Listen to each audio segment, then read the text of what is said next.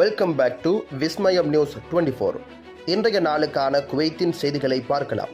செய்திகளுக்குள் செல்ல முன் எமது சேனலை சப்ஸ்கிரைப் செய்து கூடவே நோட்டிஃபிகேஷனையும் ஆன் செய்து வைத்துக் கொள்ளுங்கள்.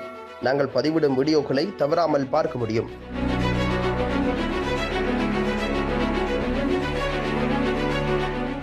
பிராந்திய அமைதியின்மைக்கு மத்தியில் குவைத் உணவு, சுகாதாரம் மற்றும் பாதுகாப்பு நெறிமுறைகளை செயல்படுத்துகிறது. ஈரான் மற்றும் இஸ்ரேல் இடையே நடந்து வரும் மோதலை கருத்தில் கொண்டு மருத்துவ மற்றும் உணவுப் பொருட்கள் ஏராளமாக இருப்பதையும் எல்லா நேரங்களிலும் சேவைகள் கிடைப்பதையும் உறுதி செய்வதற்கு அனைத்து அமைச்சகங்கள் மற்றும் பிற அரசு நிறுவனங்கள் எடுத்துள்ள ஏற்பாடுகள் மற்றும் நடவடிக்கைகளை அமைச்சரவை ஆய்வு செய்திருக்கிறது. பிரதமர் ஷேக் அகமது அப்துல்லா அல் அஹமத் அல் சபா தலைமையில் பாயன் அரண்மனையில் சமீபத்தில் முடிவடைந்த வாராந்திர கூட்டத்தில் அமைச்சரவை இந்த நடவடிக்கையை எடுத்திருக்கின்றது. இந்த கூட்டத்தின் போது மருத்துவமனைகள் மற்றும் சுகாதார மையங்களுக்கு தேவையான அனைத்து மருந்துகள் மற்றும் மருத்துவ பொருட்களை வழங்குவதற்கான தனது அமைச்சகத்தின் தயாரிப்புகள் குறித்து சுகாதார அமைச்சர் டாக்டர் அகமது அல் அவதி அமைச்சரவைக்கு விளக்கியிருக்கின்றார். உணவு பாதுகாப்பு மற்றும் இருப்பு, முக்கியமாக தேவையான பொருட்கள் மற்றும் சந்தை இயக்கத்தை கண்காணித்து குறிப்பாக உணவு மற்றும் தண்ணீர் என அனைத்தையும் ஏராளமாக வழங்குவதை உறுதி செய்வதற்கான வழிகள் பற்றிய தனது அமைச்சகத்தின் அறிக்கையை வர்த்தக மற்றும் தொழில்துறை அமைச்சர் கலீஃபா அல் அஜீல் வழங்கியிருக்கின்றார். தொடர்புடைய முன்னேற்றத்தில் பிராந்தியத்தில் தற்போதைய சூழ்நிலை காரணமாக ஈரான் இஸ்லாமிய குடியரசில் உள்ள குவைத் குடிமக்களை வெளியேற்றுவதற்கான விரிவான அவசர திட்டத்தை தனது அமைச்சரகம் தயாரித்துள்ளதாக வெளியுறவு அமைச்சர் ஷேக் அப்துல்லா அலி அல் அஹியா தெரிவித்திருக்கின்றார்.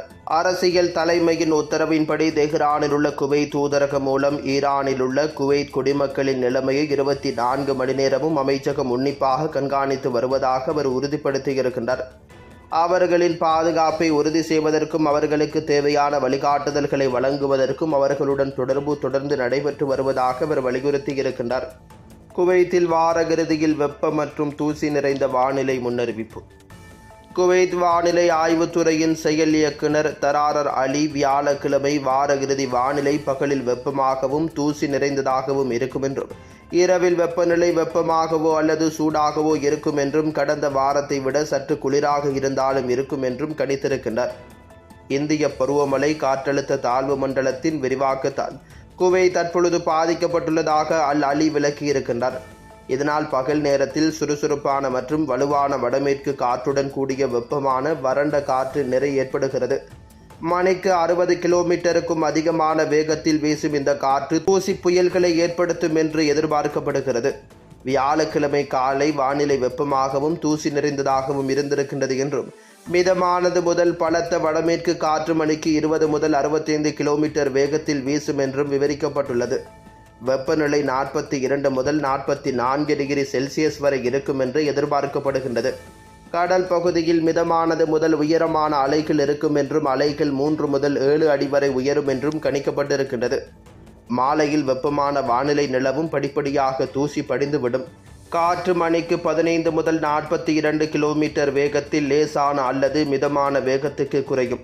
கடலோர பகுதிகளுக்கு அருகில் எப்போதாவது வலுவாக வீசும். இரவு நேர வெப்பநிலை 30 முதல் 32 செல்சியஸ் வரை குறையும் என்று எதிர்பார்க்கப்படுகிறது. கடல் லேசானது முதல் மிதமானது மற்றும் அலைகள் 2 முதல் 6 அடி வரை இருக்கும் எனவும் தெரிவிக்கப்பட்டிருக்கின்றது. இஸ்ரேல் ஈரான் மோதலில் சிக்கி தவிக்கும் ஆயிரக்கணக்கானோரின் போக்குவரத்தை எளிதாக்கும் குவைத். இஸ்ரேலுக்கும் ஈரானுக்கும் இடையே நடந்து வரும் மோதலால் தூண்டப்பட்டு அதிகரித்து வரும் பிராந்திய பதற்றங்களுக்கு பதிலளிக்கும் விதமாக விமான போக்குவரத்து நிறுத்தப்பட்டதால் சிக்கி தவிக்கும் சுமார் 30,000 பயணிகளுக்கு உதவ குவைத் முன்வந்திருக்கின்றது.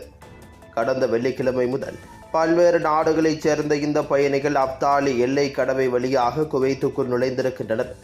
எண்ணிக்கை தொடர்ந்து அதிகரித்து வருகிறது. அல்ராய் மேற்கோள் காட்டிய பாதுகாப்பு வட்டாரங்களின்படி குவைத்தின் உள்துறை அமைச்சகம் முதல் துணை பிரதமரும் உள்துறை அமைச்சருமான ஷேக் ஃபஹத் அல் யூசப்பின் உத்தரவின் பேரில் சிக்கி தவிக்கும் நபர்களின் நுழைவு மற்றும் திரும்புதலை எளிதாக்குவதில் தீவிரமாக செயல்பட்டு வருகிறது. இந்த நடவடிக்கையில் குவைத் வளைகுடா ஒத்துழைப்பு கவுன்சில் நாட்டினர் மற்றும் ஈரான் அல்லது ஈராக்கிலிருந்து விமான பயணம் நிறுத்தப்பட்டதால் வெளியேற முடியாத அரபு, ஐரோப்பிய மற்றும் ஆசிய குடிமக்கள் அடங்குகின்றனர்.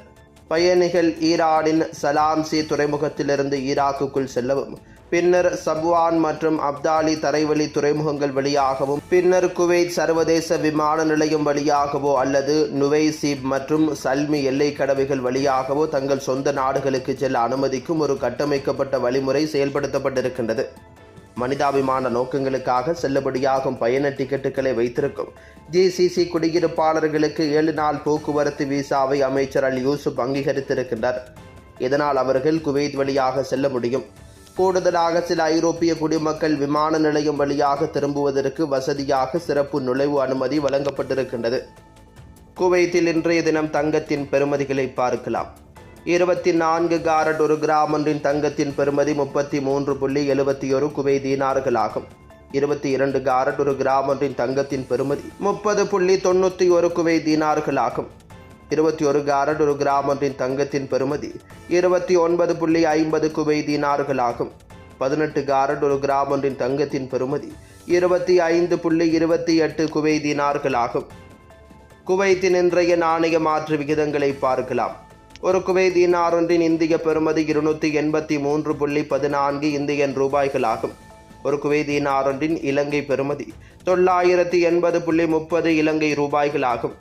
ஒரு குவைத் தீனார் ஒன்றின் பங்களாதேசி பெறுமதி 398.77 பங்களாதேசி டகாஸ் ஆகும்.